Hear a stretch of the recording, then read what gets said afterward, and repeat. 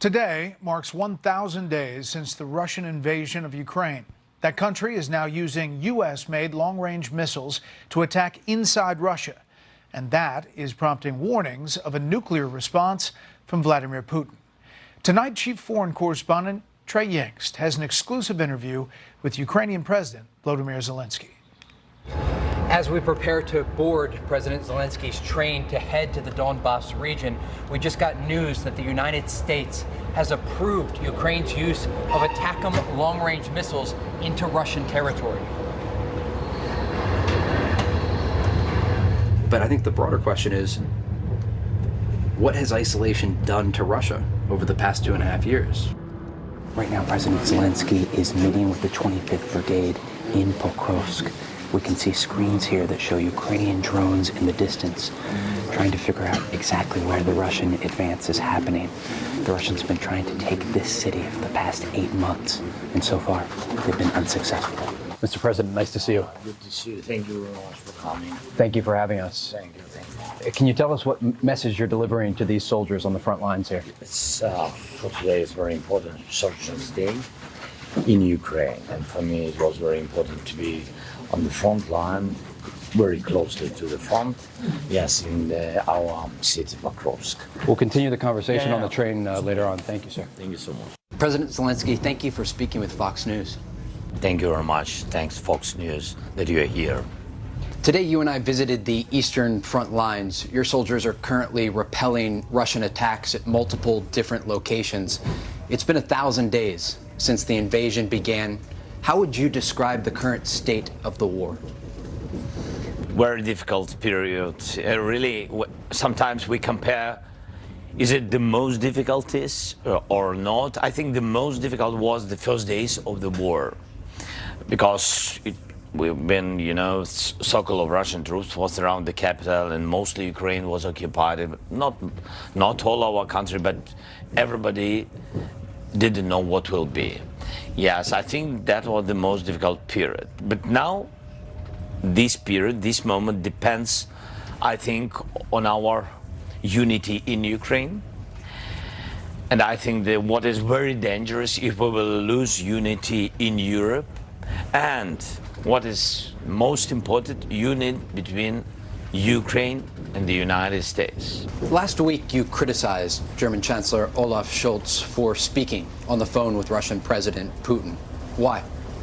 I knew that he'd make a call. We had a meeting and he told me that he is going to. And I told him that, according to my opinion, that is really a Pandora's box. Putin's isolation is also the pressure against him. We fight not only by weapons, as you properly said, by diplomacy. Diplomacy is so important, and only diplomacy can end this war. But, sir, how can you have diplomacy without talking? No, we're talking. But after you know what will be soon. What Chancellor got after phone call? Nothing new. And so your position right now is that Western leaders should not be speaking with Putin? Intelligence of Western leaders, they had contact on the level of intelligence during this war with Russian side. They had a lot. Europe, United States, everybody they had. But it was not, against the political isolation of Putin. It was on the level of intelligence. Why? Because you have not recognized Putin as the president, because he is a killer. Otherwise, you will destroy this isolation, political isolation. Isn't Putin the only one who can make the decision to end this war?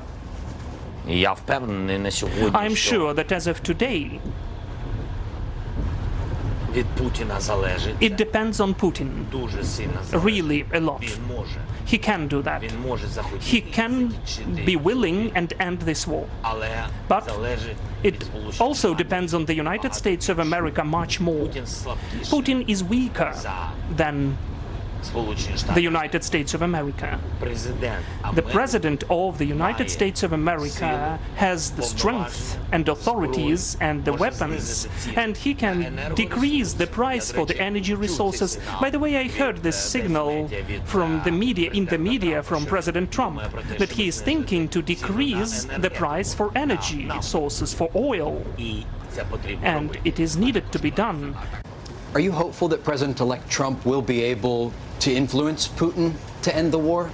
It will be not simple, but I think if to use all the issues what the United States has, yes, he can, because he is much more stronger than Putin. He's stronger, United States stronger, economy stronger, money, big money. United States has very big influence. I want to ask you about some comments you made regarding possible negotiations last week. You said the U.S. can't force you to sit at the negotiating table. What if the U.S. government cuts military funding to Ukraine? If they will cut, I think we will lose. Of course, anyway, we will stay, we will fight. We have our production, but it's not enough to prevail, and I think it's not enough to survive.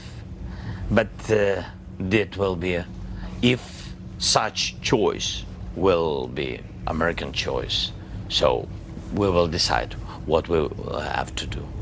As President Volodymyr Zelensky lays out his case for more weapons and air defense, tonight air raid sirens were sounding across the Ukrainian capital as Russia launched new attacks. Brett? Nice job, Trey. Trey Yingst in Kyiv. Thank you. Up next, our Common Ground segment on efforts to crack down on criminals who do the bidding of foreign governments.